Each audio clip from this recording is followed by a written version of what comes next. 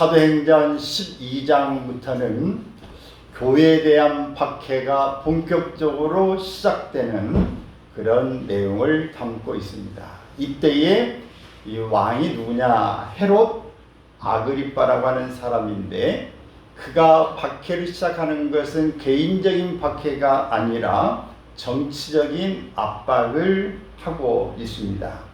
핍박이 다시 시작된 그 이유가 무엇인가? 그것은 대부분의 정치하는 사람들이 다 쓰는 방법이에요.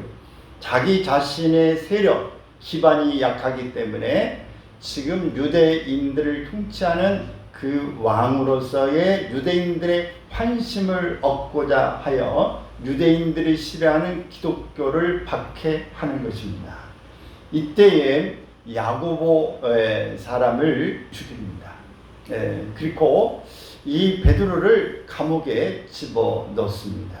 감옥에 집어넣는데 무교절이라고, 이제 6월절이 있기 전에 7일 동안 무교절 행사를 하는데, 이제 다음 날이면은 이 베드로를 처형하기 위해서 지금 이제 카운트다운을 세고 있는 때입니다.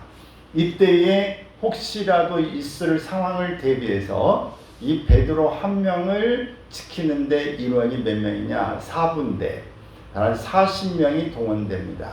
그래서 이 24시간 다 밀착 집중해서 관리를 하는데, 4명이 한 조를 이루어서 3시간씩 한 조가 이렇게 다 근무를 쓰게 되어지는데, 두 사람은 밖에, 바로 감옥 이 재단 밖에 가 있고, 두 사람은 이 베드로와 함께 감옥에 들어가 가지고 양쪽이 팔을 한 손씩 다 이 군인들과 베드로 한 손씩 다 묶습니다. 그래서 양쪽에 다 함께 수갑을 이제 지금으로 보면 수갑이죠. 옛날에 이제 수갑을 안 들고 이렇게 새꼬랑 같이 이렇게 차는 것이죠. 그게 다 차가지고 있는 것입니다. 이런 상황에서 2중 3중으로 다 이 문이 이렇게 철문이 되어져 있는 가운데 도무지 빠져나갈 수 있는 기적은 상상할 수도 없는 일이었습니다. 이렇게 베드로가 지킴을 있는 가운데서 그는 잠을 자고 있는 상황이었습니다. 참으로 위급한 장면인 것이죠. 5절에 보게 되면 이에 베드로는 옥에 갇혔고 교회는 그를 위하여 간절히 하나님께 기도하더라 그랬어요. 교회가 대항할 수 있는 힘은 없습니다. 교회가 할 수 있는 유일한 일은 기도입니다. 그래서 교회가 간절히 이제 함께 기도하는 일을 하는데, 교회는 물리적인 힘을 쓸 수가 없어요. 또 이 무장되어져 있다고 할지라도 쓰면 안 됩니다. 교회는 예수님의 저항, 평화적인 그 시일은 할 수 있지만 이렇게 맞대응을 할 수가 없어요. 더군다나 헤롯 이 군대는 정규 군대로 있고, 근데 여기에 아무런 훈련받지 않는 무기가 없는 상황에서 싸울 수도 없는 것입니다. 그래서 교회는 기도밖에 할 수 없는 것이죠. 지난번에 우리 이 나라에 또 이 계엄령이 터져가면서도 교회에서 일부 다 이렇게 시도하고 그러지만 그 기도회라고 하는 명칭으로 가는 것이죠.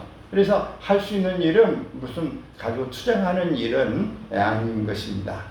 이렇게 교회는 언제나 십자가의 방식으로 해결해야 하는 것입니다. 이렇게 어떤 문제가 터졌을 때에 이 문제를 어떻게 푸는 것을 통해서 그 사람의 됨됨이를 알 수 있습니다. 누구든지 문제가 없을 때는 그냥 평범한가 같았지만, 문제가 생겼을 때에 그 일을 해결하는 그 방법이 무엇인가를 보면 그 사람의 됨됨이, 또 신앙, 성격 이런 것들을 확인해 볼 수 있습니다. 교회는 위급함을 느꼈고, 베드로는 정말 그 속에서 이제 할 수 있는 일이 없었습니다. 이런 상황, 정말 깊은 밤이 되면서 홀로 울며 하나님 앞에 기도하고, 이렇게 내 안에서 할 수 있는 일이 없는 안타까운 그런 상황 가운데서도 내가 그 맞닿는 그 일 가운데서도 내가 기도할 때 하나님이 그 기도를 들으시고 또 기쁨 속에서 내 눈물을 보시고 하나님이 담아 주신다고 하는 사실을 우리가 확인해 볼 수 있습니다.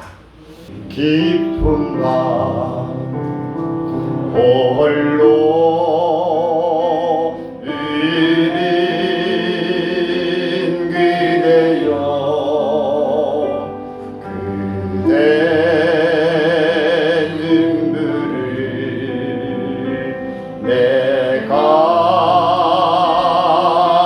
내가노라 그대 눈물이 가슴을 적시고 달을 적시고 나 위에 내린다 그대 아픔을 내가 가지 않노라 그대 아픔을 내가 가지 않노라 그대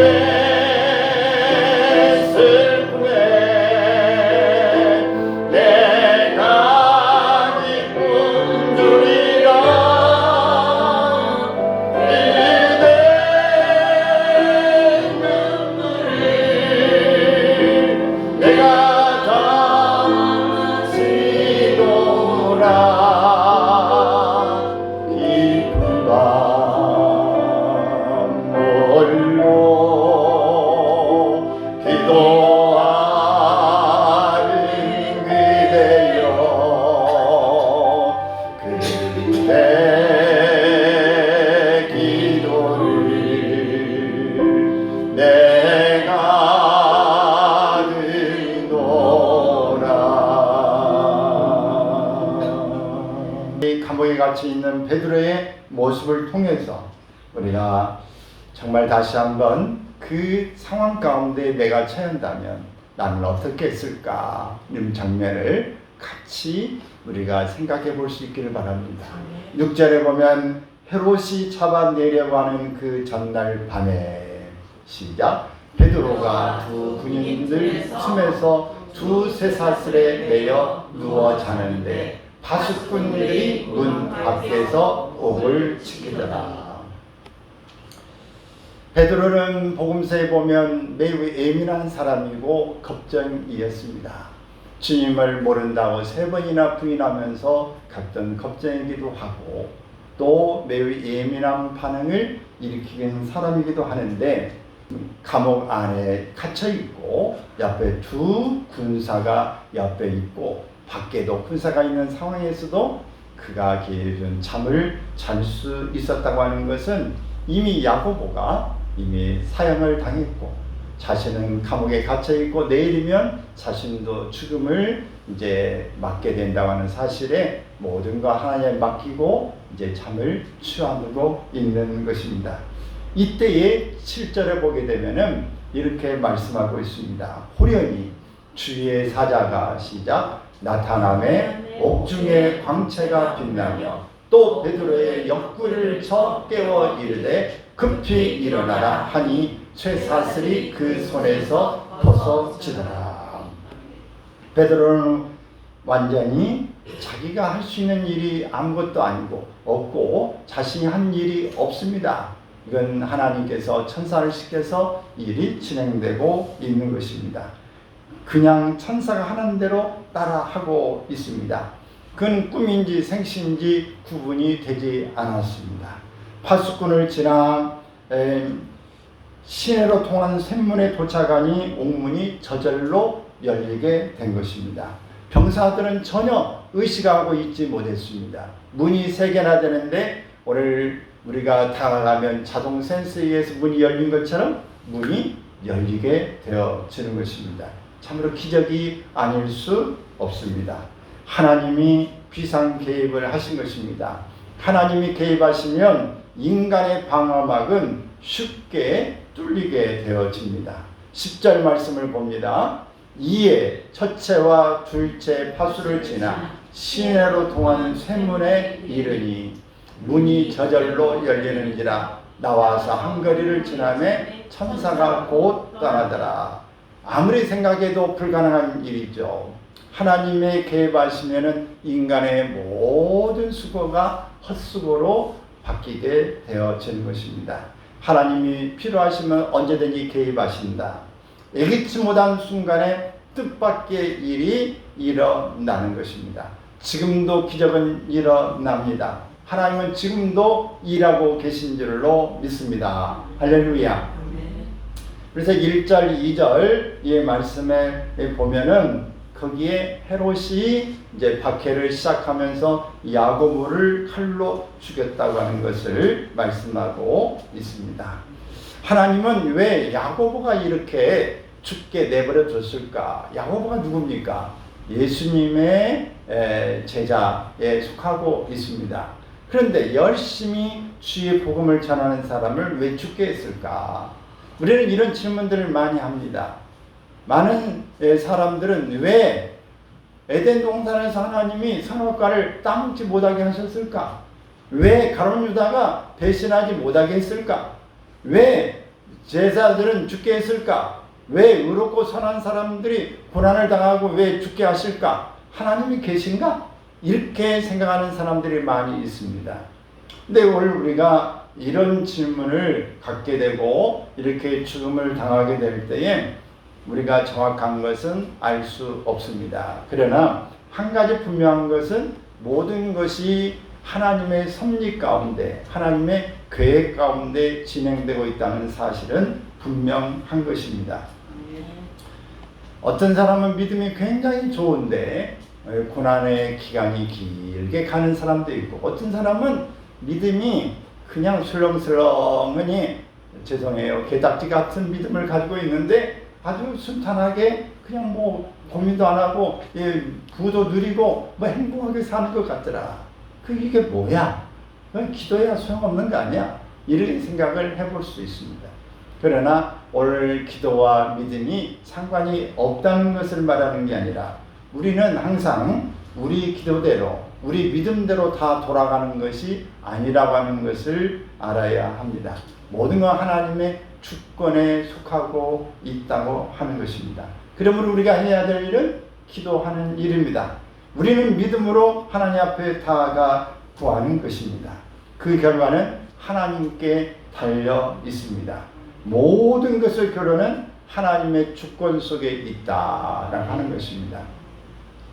우리의 믿음과 기도는 만능이 아닙니다. 금 나오라 뚝딱 하면 금이 나오는 게 아니에요. 하나님 금덩어리 하나 주세요. 근데 금이 뚝 떨어지고, 이번에는 은덩어리 하나 주세요. 뚝 떨어지고, 이번에는 정말 멋진 여자 하나 만들어주세요. 그런다고 뚝 만들어지고, 이번에는 멋진 남자 하나, 아들 하나, 딸 하나 만들어주세요. 이렇게 해서 뚝뚝 우리가 하나님 앞에 기도한다고 만능이 아닙니다. 우리에게 어떤 일이 일어나든지 우리가 믿어야 하는 것은 하나님은 선하시다. 하나님은 언제든지 그분의 신실하심을 우리가 기억해야 하는 것입니다. 로마서 8장 28절을 보면 우리가 참 좋아하는 구절이 있죠. 시작. 우리가 알거니와 하나님을 사랑하는 자 곧 그의 뜻대로 부르심을 입은 자들에게는 모든 것이 합력하여 선을 이루느니라. 지금은 모르지만 나중에 가서 보면 이것이 저것과 맞아져서 함께 또 합작을 해서 이렇게 되는구나 라고 하는 것을 알 수 있습니다. 사랑하는 여러분, 오늘 우리는 우리의 절실한 기도 제목이 얼마나 많이 있습니까? 근데 이렇게 베드로 입장에 보면 지금 당장 자신의 가장 시급한 문제는 뭐예요? 감옥에서 풀려나는 것이죠. 죽음에서 벗어나는 일입니다. 그런데 자신은 하나님 앞에 자신의 지금 풀려나는 것을 구하고 있지 않습니다. 여러분, 하늘이 무너지고 땅이 꺼질 것 같은 이런 급박한 상황, 암담한 현실 앞에서도 우리는 좋은 환경이 아니지만 정말 최고로 좋지 않는 그런 상황에 있을지라도 저 성벽을 향해서 우리가 전진해 나갈 수 있기를 바랍니다. 여호수아가 여리고성을 앞에 두고 이제 전진하여 나가는 것처럼, 다니엘의 사자 이 굴 앞에서 담대한 것처럼, 베드로가 감옥의 문 앞에서도 담대하게 있는 것처럼 그렇게 우리는 나갈 수 있기를 바랍니다. 네. 할렐루야. 아멘.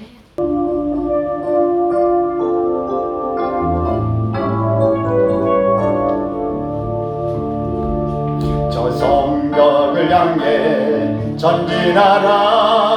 주님이 우리 대장 되신다. 저 성벽을 향해 전진하라. 주님이 우리 대장 되신다. 주가 명령하네. 강한 군사들아, 주가 명령하네. 강한 군사들아, 나팔 소리 시온성에 그의 울려 거룩한 성에, 나팔 소리 시온성에 울려라. 나팔 소리 시온성에 그의 울려 거룩한 성에, 나팔 소리 시온성에 울려라. 아멘. 저 도시를 향해서, 어떤 문제를 향해서도 우리가 주님 앞에 크게 외치고 나갈 수 있기를 바랍니다. 반드시 하나님의 태산아, 네가 무엇이냐 다 낮아지게 되어질 것입니다. 오늘 우리 앞에 산이 무너져 나갈 줄로 믿습니다. 저 도시를 향해, 저 도시를 향해 전진하라. 주님이 우리 대장 되신다. 저 도시를 향해 전진하라. 주님이 우리 대장 되신다. 주가 명령하네. 강한 군사들아, 주가 명령하네. 강한 군사들아, 나팔 소리 시온성에 그의 울려 거룩한 성에, 나팔 소리 시온성에 울려라. 아무런 길이 보이지 않고 사람도 없고 다 동서남북이 막혀있는 상황에서도 바로 하나님이 보시고 하늘길이 열려져 있음을 믿으시기 바랍니다.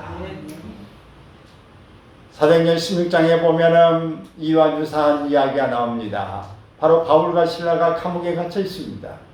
그런데 그 착고에 차려져 있는데 그 속에서 하나님을 찬송하고 기도하고 있을 때 하나님께서 터가 움직이면서 그의 착고가 다 풀어지게 됩니다. 그리고 그가 이제 자유로운 몽문이 다 열리게 되어지는 것이에요.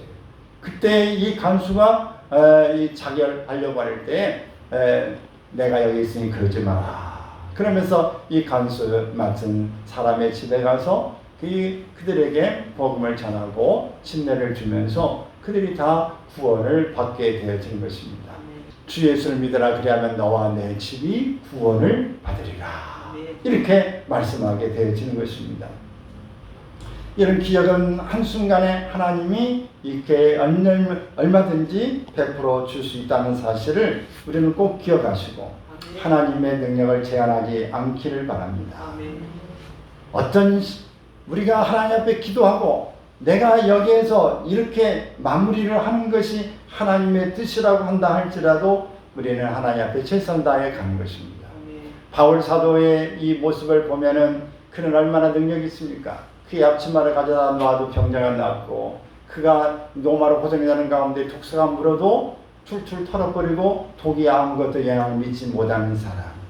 그의 많은 능력을 가지고 있는 그라도 하나님 앞에 그의 가시가 육체에 질병이 있는 걸 가지고 3번씩 기도했지만 하나님이 그의 기도를 들어주지 않았습니다. 네가 약할 때 곧 강합니다. 그러면서 그의 치료를 허락하지 않으신 거예요. 능력이 없어서 그럴까요? 하나님이 바울 사도를 바로 밉상으로 봤기 때문에 그럴까요? 그것이 바로 하나님의 뜻이었습니다. 네가 약할 때 곧 강하니라. 더 겸손하고 여전히 나를 바라볼 수 있게 하기 위한 과정이었음을 말하고 있는 것입니다. 그러면 고통이 가득한 세상을 보면서 우리가 확인할 수 있는 것은 무엇인가? 가장 절실한 것은 구원의 복음인 것입니다. 완성된 하나님의 나라를 우리는 고대해야 합니다. 그래서 고통이 가득한 세상에 복음을 전하는 이것만이 하나님 앞에 우리가 가장 잘할 수 있는 일이고 최고의 하나님 앞에 우리가 맡은 바 책무인 줄로 믿습니다. 하나님의 구원의 큰 그림을 우리가 봐야 합니다. 우리는 앞에 있는 문제를 확대해서 현미공으로 보면은 문제가 너무 많고 낙심되는 일이 너무 많아요. 근데 여러분, 우리가 못 살 것 같고 힘들고 여기에서 정말 나는 희망이 없어, 절벽이야. 어제도 한 이 사업가의 그 간증을 들어보는데 그가 사업을 하다 잘 나가는데 사업이 와장창창 무너질 때에 내가 이 지금 20층의 빌딩에 높은 올라가서 내가 지금 딱 3초만 참으면 돼. 3초만. 지금 내가 이 웰등에서 떨어지는 가운데에 그 시간이 몇 초만 내가 참으면 된다. 물에 떨어지고 이런 모든 것들을 그렇게 마지막을 내고 싶은 충동이 정말 마음속에 많이 일어났는데 그때를 넘어가면서 또 어떤 사람은 또 마무리를 하려고 할 때 나 혼자가 아니라 내 뒤에 가족이 있지 라고 하는 그 생각 때문에 내가 결코 혼자가 아니구나. 이런 모습 가운데에 그가 다시 길을 다잡고 오면서 새로운 사업으로 성공의 지금 가도를 가고 있다는 이야기를 듣게 됐습니다. 우리가 잘 아는 이 창세기에서 요셉은 그가 형제들에게 배신을 당합니다. 그리고 죽임 위기에 있다가 그가 죽음은 면했지만은 노예로, 정말 여러분 세상에 어떻게 그럴 수 있습니까? 형제들 가운데 이 동생을 시기하면서 죽이려고 하고 이 죽이자 말자고 하는 것 때문에 노예로 돈을 받고 팔아넘기는 것입니다. 여러분 지금도 그런 일은 없는데 과거에 여러분 어떻게 이런 일이 일어날 수 있겠습니까? 그러니 정말 마음에 한을 품고 여러분 같으면 어떻겠어요? 누가 이 가족 가운데 누가 뺨만 때리고 무시만 당하고 혼자 왕따 시켜도 그걸 사느냐 죽느냐 이러는데 여러분 죽이려고 하고 노예로 돈을 받고 형제들의 집단으로 따돌림을 당해서 팔아넘긴 이 사실을 여러분 그냥 수용할 수 있겠습니까? 그들 고향을 다 떠나버렸는데 부모도 지금 알려지지도 않는 그런 상황 가운데 있는 모습입니다. 여러분 이런 악재가 있지만은 우리가 그 앞에만 보면은 문제는 정말 크고 해결이 없습니다. 그러나 멀리 봐야 합니다. 지나놓고 봐야 됩니다. 따라서 합시다. 멀리 봅시다. 지나놓고 봅시다. 여러분 어땠으면 그때는 정말 그것이 쥐약 같고 그게 정말 고통이었고 이건 아니라고 생각했는데 지나고 보니까 어땠어요? 약이 됐지요. 거기 때문에 견뎌 왔지 않습니까? 오히려 내가 저 사람을 보다는 내가 저 사람에게 은혜를 입히는 기회가 될 수 있는 거 아니겠습니까? 그러면 여러분 너무 단기간만 보지 말고 현실을 현미경으로 보지 않기를 바랍니다. 지나고 보면 합력하여 선을 이룰 수 있는 일이 얼마든지 있다고 하는 것을 기억하기 바랍니다. 그러면 창세기 50장 20절에는 이렇게 요셉이 고백합니다. 시작. 당신들은 나를 해하려 하였으나 하나님은 그것을 선으로 바꾸사 오늘과 같이 많은 백성의 생명을 구원하게 하시려 하셨나니. 이 모든 것은 형제들과 이 아버지와 모든 백성들을 건져내기 위한 하나님이 그를 교두보로 삼으셨다는 거예요. 미리 보내서 발판을 다 만들어 놓았다고 하는 것을 말하고 있는 것입니다. 이것이 하나님의 섭리였어요.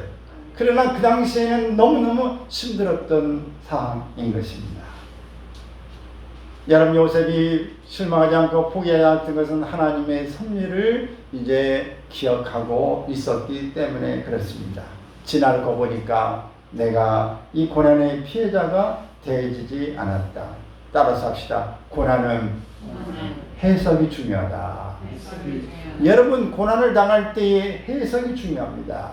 여러분이 실패를 했다 할지라도 해석이 중요해요. 그래서 문제는 여러분 어떤 문제를 만나더니 그 문제를 보는 해석이, 시각이 중요하다. 시각을 좋은 편으로 해석을 잘하면 정말 그것이 내게 큰 힘이 되고 다시 용기 백배해서 나아갈 수 있습니다. 근데 해석을 잘못하면 낙마하고 세상을 끝내버릴 수도 있는 것입니다. 아는 만큼 보입니다. 시작. 아는 만큼 보입니다. 우리가 인생의 가운데 잘 나갔다고 하는 다윗의 인생도 마찬가지예요. 다윗도 초라한 모습으로 형제들 가운데 그 목동의 역할을 하면서 형제들이 다 사무엘에 왔을 때 모였지만 다윗은 끼지도 못했어요. 너는 여전히 거기에 있어라. 그렇게 초청, 부름도 받지 못했던 다윗입니다. 그러나 그가 이제 기름 부음을 받고 사울왕에 이제 무기 맡은 자로 있으면서 또 수금을 타는 자로 또 있고 그러면서 그렇게 정말 잘 나가는 사람처럼 보였습니다.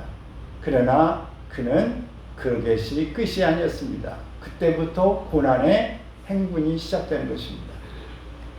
다윗은 왜 하나님 앞에 직접적으로 보호받고 있지 못한 것처럼 보였습니다.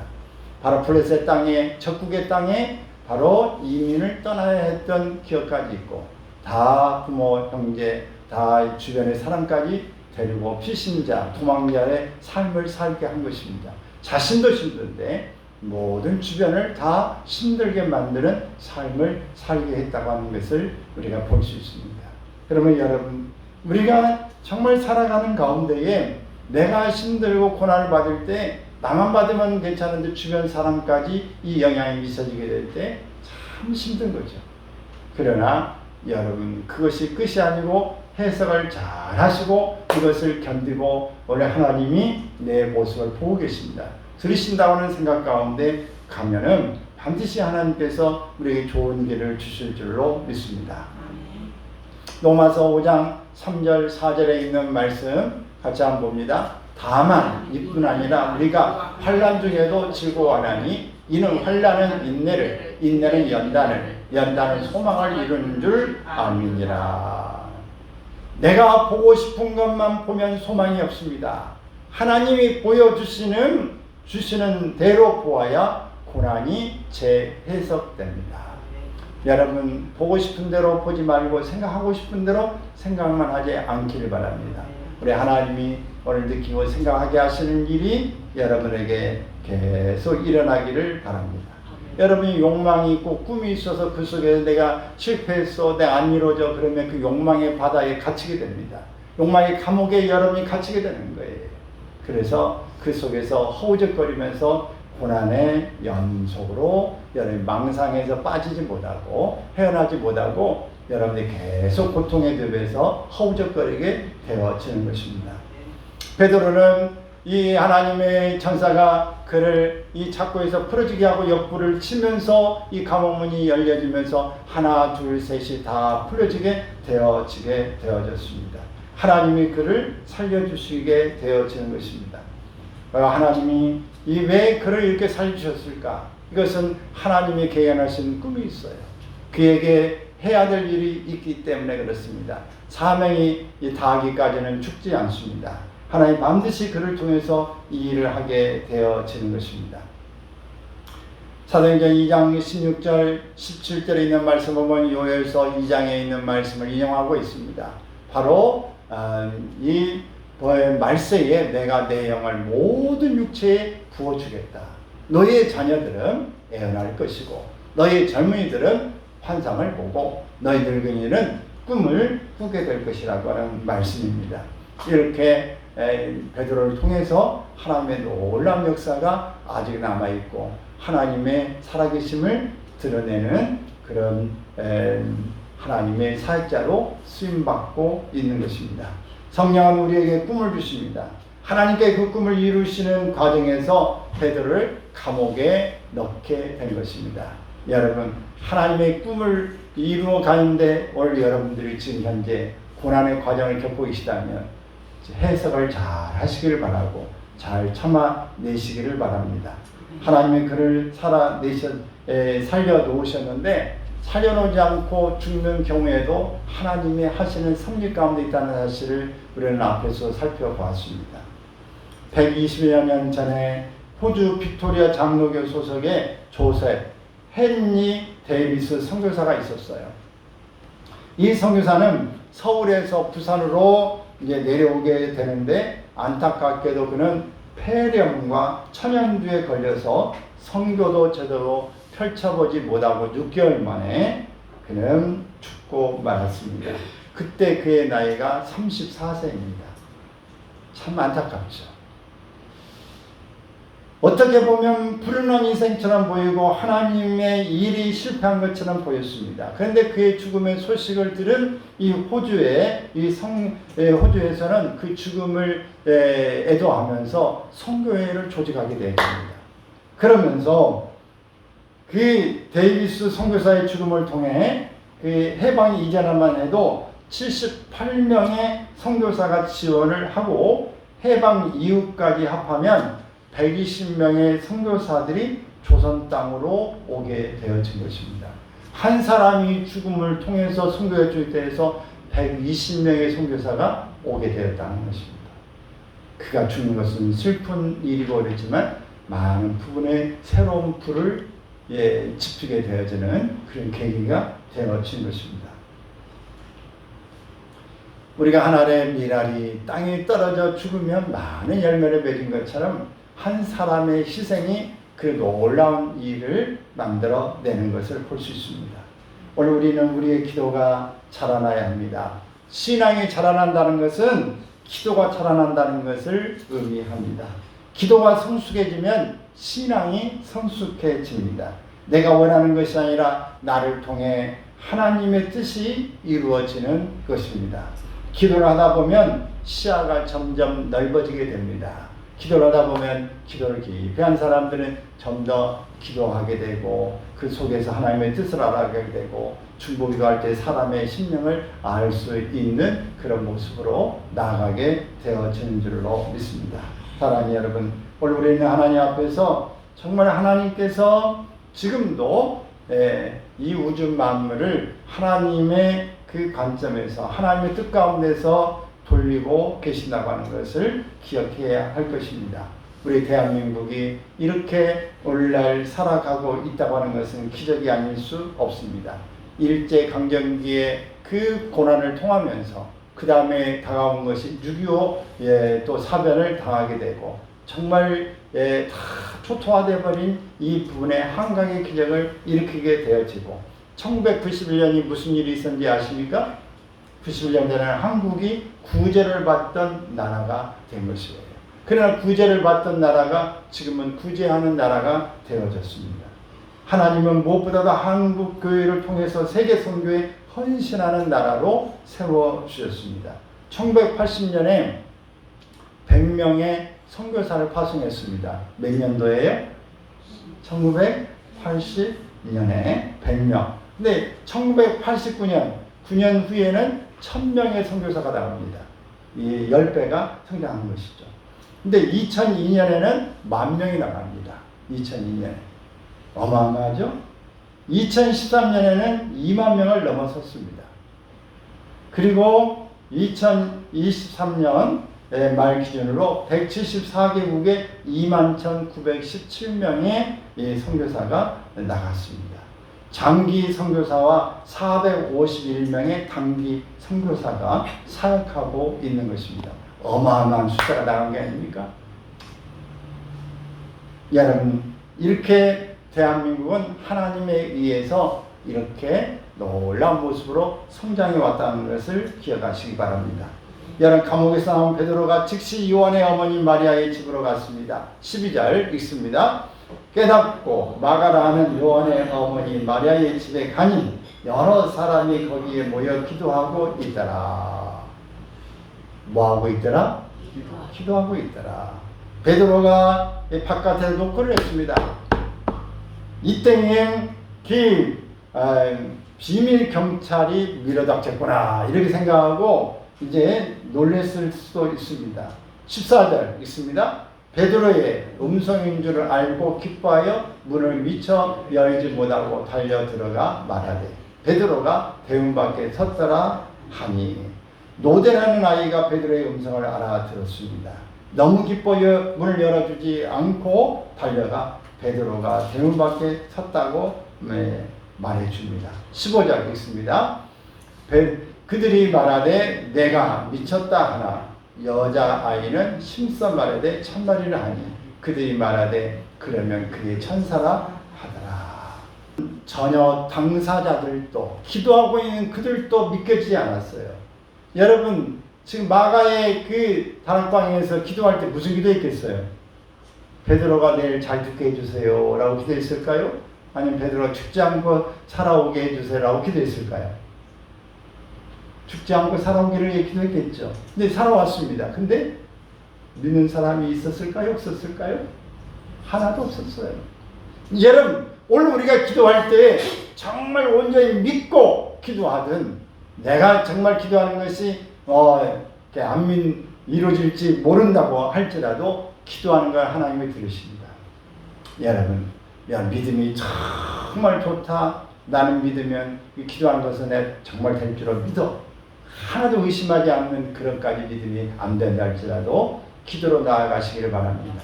기도는 하나님 반드시 들으시고 응답할 줄로 믿습니다. 그러므로 여러분 염려하지 않기를 바랍니다. 기도하면서 염려하고 아직도 있다면 하나님 앞에 우리가 이 기도의 선을 포기하지 말고 계속 나아갈 수 있기를 바랍니다. 할렐루야. 기도할 수 있는데 왜 걱정하십니까? 기도하면서 왜 염려하십니까? 기도할 수 있는데 왜 실망하십니까? 기도하면서 왜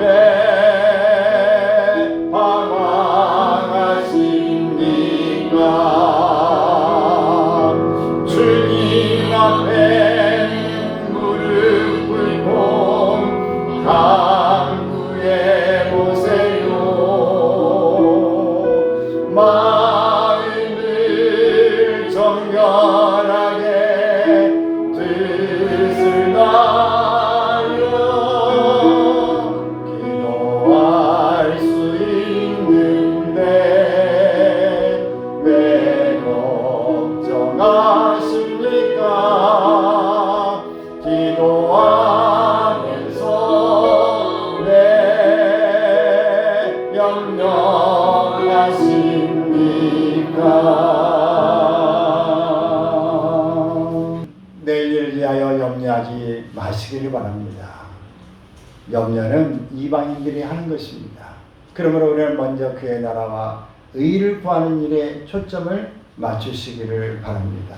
다니엘과 새 친구들도 마찬가지로 위기 앞에서 포기하지 않고 하나님을 믿어서 사자굴 속에서도 벗어나고 또 푸른 불 속에서도 벗어난 줄로 믿습니다. 하나님 앞에 그들이 내 하나님이 우리를 건져내실 거다. 근데 그리하지 않으실지라도 우리는 결단코 이제 우상을 숭배하는 일에 하나님의 말씀을 저버리는 일은 하지 않을 것이다. 이렇게 말하게 되어집니다.